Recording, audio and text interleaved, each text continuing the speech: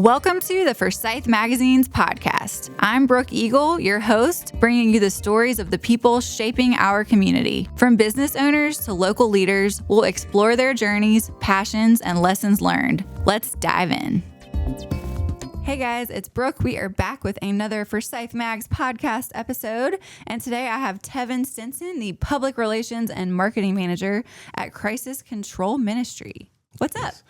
I'm doing good. Thank you for having me. Yeah. I appreciate it. Thanks really for coming. Yes, my pleasure. So I want to talk about a few crisis control things and some misconceptions and things people might not know. But first, I want you to introduce yourself and kind of tell us how you got here to Crisis Control Ministry. Okay. Tevin, like she said, Tevin Stinson, Public Relations and Marketing Manager with Crisis Control. I've been there since August 2025, so still pretty new, learning everything. But born and raised right here in winston-salem. For 10 years before joining Crisis Control, I worked at a local newspaper. So, Very cool. So just really familiar with the city and everything going on. And it's great to join the team here at Crisis Control. That's awesome. Well, we are happy to have you here. So I want to talk about Crisis Control Ministry in general and kind of what they do that people do not realize. Okay. We have offices in Winston-Salem and Kernersville, and we're one of the largest nonprofit emergency assistance providers in the county. We also provide services in Stokes County, but we provide rent assistance, mortgage assistance, utilities. We also have a client choice food pantry where our clients get to come in and shop. It's unlike any other food pantry, really. It's the first one I've seen like this where the clients can come in and shop instead of just getting that box of food and taking that with them. So I think that's great. And we also are home of the state's first free pharmacy. So yes. We provide scripts for needy clients and neighbors in the community. So I love that. Yeah, I did a tour a couple years ago and got to see the food pantry and the pharmacy, and it was very impressive. Yes. Yeah. So when I lead tours, that's one of the first things that always catch people's eyes, that food pantry, just walk in there and see. What brought you here? What do you think made you decide to join Crisis Control Ministries? I had been in journalism for 10 years, and I just felt like it was time for a change, and a lot of people think like journalism going into PR is moving to the dark side, but I love what Crisis Control and the mission that they have. And then after meeting the team, I just knew it was the right place for me. You can just see how much people love what they do, from the people on staff to the volunteers. Yeah, volunteers. I'm glad you said that. What are some volunteer opportunities that Crisis Control offers? Okay, so we rely really heavily on our volunteers. We have volunteers leading our interviews. That's how we determine the need for financial assistance. So they lead those interviews over the phone. We have volunteers in the pantry helping shopping with the clients as they go through to make sure they're making healthy choices. And we also have volunteers in our pharmacy. Our pharmacist says, if you can count, you can help in the pharmacy. So we have assistants in there counting the pills and making sure those scripts are filled. Okay. So if you wanted to like apply to be a volunteer, how would that work? Yeah, you would just reach out to our leader over our volunteer services. That would be Tara Moore. If you just reach out to her via email, it's a little application that you have to fill out. Nothing too strenuous. It's just like your name, a little background information. Okay. So just fill that out, and she'll determine if you have a request to where you would like to go. She'll get that filled. But okay, if that need is somewhere else, we definitely can find a spot for you. Yeah, I love that. And I know there's also plenty of financial ways you can support Crisis Control too. And you guys have some awesome drives and events coming up. I want to talk about the We Care cereal drive. Tell us about that. Okay. The We Care cereal drive has been going on for over 20 years, if I'm not mistaken. I think since 2001, if I'm not mistaken. Wow. I can't believe I haven't heard of this. I'm very familiar with Hope du Jour, which we'll talk about, but the cereal drive is new to me. Yeah, it's a great thing. It's geared towards our daycares, preschools, and elementary schools. But this year we're opening it up to middle schools and high schools as well.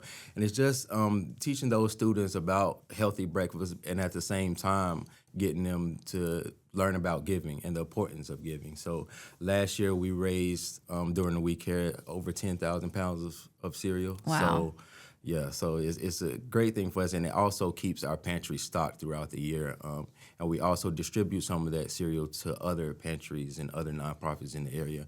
A few of the elementary schools have their own pantries, so we give some of that cereal to them as well. Oh yeah, for like backpack programs and things like Yes. that. So for the food pantry, do you guys take donations or do you guys get food from like larger Okay. food Yeah, pantries? it's a mixture of both. One of our biggest fundraisers for the food pantry is Food Day at the fair, where if you bring 5 non-perishable food items, you get it in the fair for free. So that's a big one this year. 2025, it was 25,000 pounds of food. Jeez. So yeah, Wow. so that keeps us stocked over half the year. So that's Wow. a big one for us. But we also have partnerships with a few stores, Food Lion, Harris Teeter's, Trader Joe's. We go by there at least once a week to pick up items from there. And we also have partnerships with restaurants, Papa John's, Insomnia Cookies, Starbucks, Texas Longhorn Steakhouse. Oh, that's awesome. Yeah, and Olive Garden is another one as well. Okay. So yeah, it's a few of those. What are some things if people are making like non-perishable donations?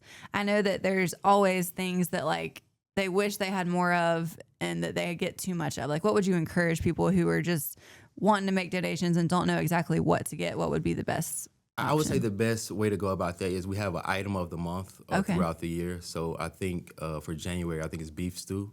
So, and that is based on, we have people working in our pantry who have worked in grocery stores, so they know what is needed during that time of the year and what is on sale during that time. So to help the clients and people who want to give, we do that. So yeah, we have that, and as well as a kids gift of the month. So you just go on our website, and both of those calendars are there. What's your website? Christcontrol.org. Awesome.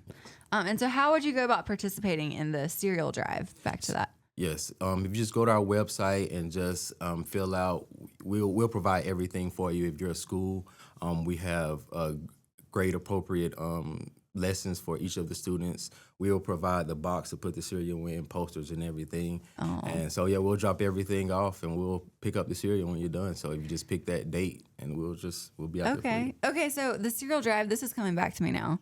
Didn't like some of our schools like go viral for the cereal boxes like dominoing through the hallways? Yeah, I think we did do that in the past. I've seen that. Oh, that's so cool. And other schools, they make it a competition inside the school. I can't remember which preschool it is, but they've actually got a trophy, and it's a cereal bowl. So oh my gosh. whichever class raises the most gets that for that's the whole so year. Cool. So, yeah.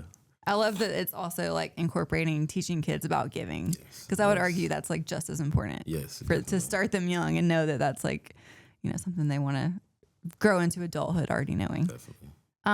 And I know you guys also have Hope du Jour coming up, not till May, but that'll be here before we know it. Yes, and that's probably one of the bigger events of the year. Is that right? Yes, that's definitely our signature event. Yes. Yeah. So let's talk about that for people who are not super familiar with Hope du Jour. So yeah, I say it all the time. Like, if you want to give, this is the easiest way you can give the Christ Control. Just go eat at a restaurant. So we have a list of, I think it's up to 80 right now, but we're definitely going to get that number up before May. But 100. Let's shoot for 100. 150 is our goal. Okay. So Heck yes, definitely. So those restaurants that sign up to participate, the proceeds from that day, we get 10% of everything that make that day, and that goes right to support everything we do, from the pantry to the pharmacy to the financial assistance. So that's great. Yes. So my favorite thing to do on Hope du Jour Day is try to support as many as possible. So like go to a coffee shop, go out to breakfast, go out to lunch. I don't ever do that, but this day is an excuse for me to go support all the local restaurants, even go out for some like dessert. Yes. Do all the things. Yes, definitely. There's a few bars on there too. So go get your happy hour drink too. Yes, definitely. I love it. So we talked about some misconceptions. How do you see the industry kind of changing over the next few years? I think the need is always there. And with the crisis, we define a crisis as anything that was unexpected, that's out of your control. And that can happen to anyone. So no one is above that. So I just think the need for Christ control will always be there. And Yeah, that's a good point. I like how you define a crisis. That's important, because it is out of our control a lot of times. Mm-hmm. Yeah. Do you have a particular story or moment that you've experienced at Crisis Control that really just like stands out to you as being impactful? I have a few where just from the staff have told me. I know one was someone, they were struggling with their medication and trying to get that, and it was actually a wife doing the call for the husband, and she was just so lost and didn't know how they were going to survive. So after she got that call, she just came back and just told us how much that we helped her and how happy she was, and she was thankful for everyone in the building. So, yes. That's so special. Yes. How do you, and I think I asked this to a lot of nonprofits, but how do you not take the heaviness of the work home? Like, I know it's got to be heavy being in this industry because it's a lot of sadness and a lot of crisis. So how do you kind of manage that? So I'm upstairs, so I don't really deal directly with with the clients, but I do know that a lot of our people that work downstairs in client services, they tell me a lot of the stories that they go through and how it is hard to not take that stuff home, but because they care so much, and you can really tell just by meeting the staff there that everyone is really dialed in and really care about what they do to help the community. Yeah, that's good. Those are the kind of people you want working there. Definitely. Yeah. So anything else you wanna leave us with? I know the cereal drive is coming up in February, Hope du Jour in May. There's volunteer opportunities in between. Anything else that y'all have coming up that's exciting this year? Food Day at the fair. Feeding Forsyth is another one of our big things where people can donate and just help support us.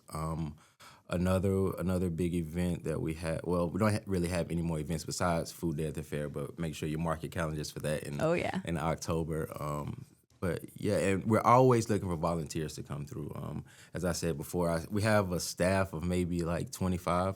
Oh wow, very small. Yes, so volunteers do a lot for us. Do you have because I know it's always fun to like get a group together to volunteer. Do y'all have like group volunteer opportunities? Yes, if you go to our website, you can sign up for group opportunities. But we also have Family Day, where was designed for groups to come in and help us get the pantry in line as well as our warehouse. Yeah. So, that sounds like a fun little outing for my gym crew. We like to do fun things like that together. Definitely. I feel like volunteering is always good for your soul, but it's even better when you can do it with other people. Definitely. I agree. Well, Tevin, it was so much fun to learn a little bit more about crisis control and about you, and congratulations on your new position. Thank you. Yeah. Thank you. Appreciate it.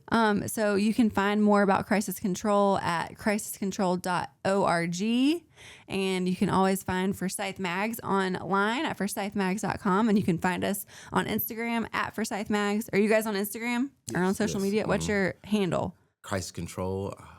I think it's Crisis Control. Okay. Find them on Instagram too, so you can follow along. And if you enjoyed this episode, or if you've ever enjoyed an episode, we would love it if you would leave us a rating or a review. And that is it. That's a wrap for today. Thanks, guys.